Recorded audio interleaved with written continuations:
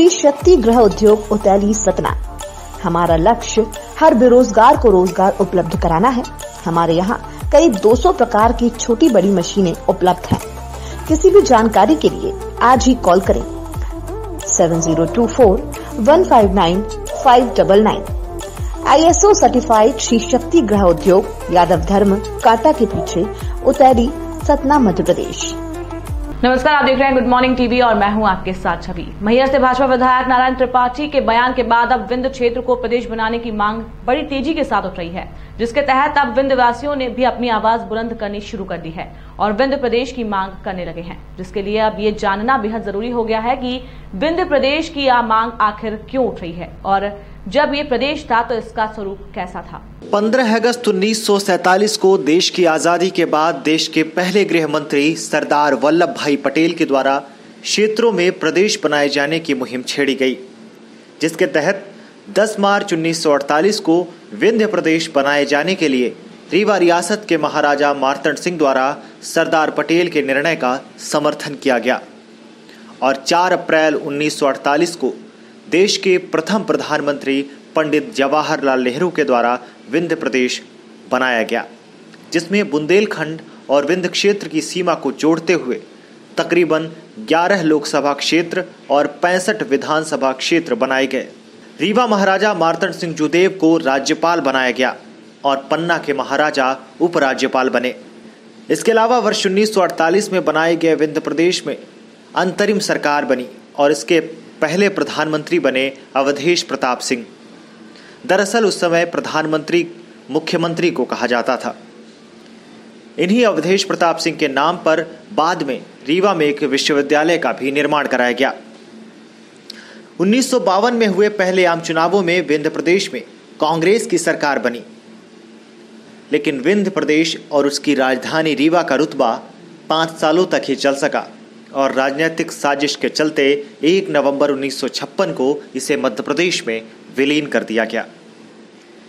लेकिन नई पीढ़ी अब शायद इस बात पर आश्चर्य करे कि जब विंध्य प्रदेश अस्तित्व में था तब इसकी राजधानी रीवा का रुतबा लखनऊ, पटना, भुवनेश्वर जैसे शहरों के बराबर माना जाता था। उस समय इसे भोपाल से भी बड़ा माना जाता था।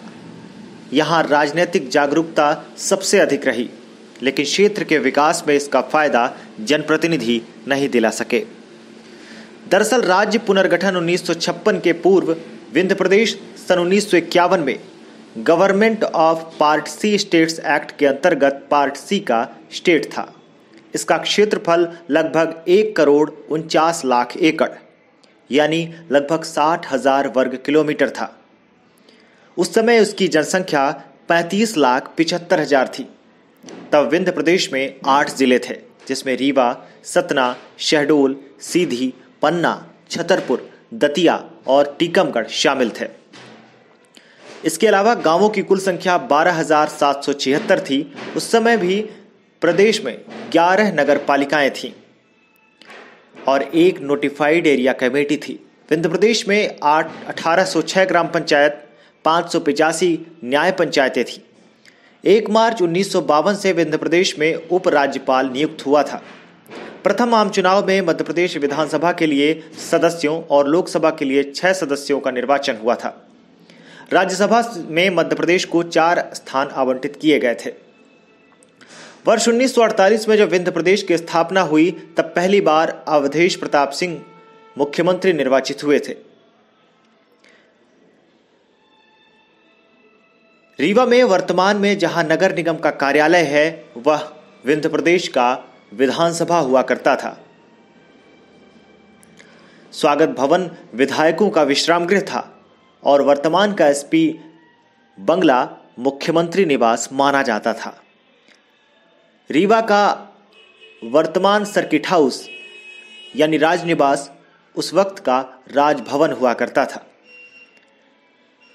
इसके अलावा राजधानी क्षेत्र के विकास के लिए कई बड़ी योजनाएं, बड़े भवन बनाए जाने थे, लेकिन इससे पहले ही समय और राजनीति के दंश ने रीवा के गौरव को छीन लिया और रीवा महज एक संभागीय मुख्यालय बनकर रह गया।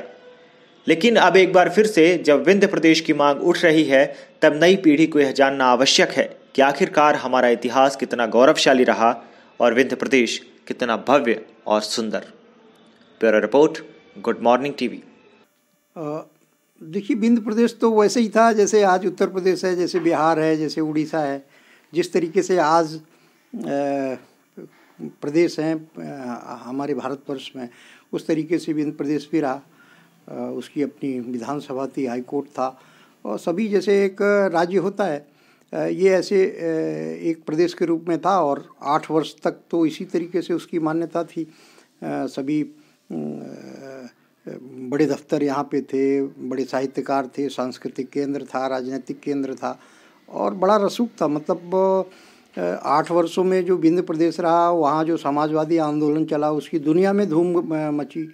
BBC और राइटर जैसी एजेंसियाँ विंध्य प्रदेश में समाजवादी आंदोलन को कवर करने के लिए अपने संवाददाता भेजती थी। Times of India, Hindustan times, जितने भी बड़े अखबार हैं, सबके फुल टाइम यहाँ पे दफ्तर थे। तो विंध्य प्रदेश तो बहुत ही प्रॉस्पेक्टिव 8 वर्षों तक रहा। और मुझे लगता है कि यदि वो आज जीवित होता तो मध्य प्रदेश हिंदुस्तान का सबसे संपन्न और सबसे प्रगतिशील प्रदेश के रूप में होता। रीवा का क्या रुतबा था राजधानी के रूप में, कैसे देखते हैं आप? देखिए, मैं तो उस समय था ही नहीं। मैं तो 62-63 के बाद पैदा हुआ, लेकिन जो उस समय के लोग थे उनसे मेरा जुड़ाव खूब रहा।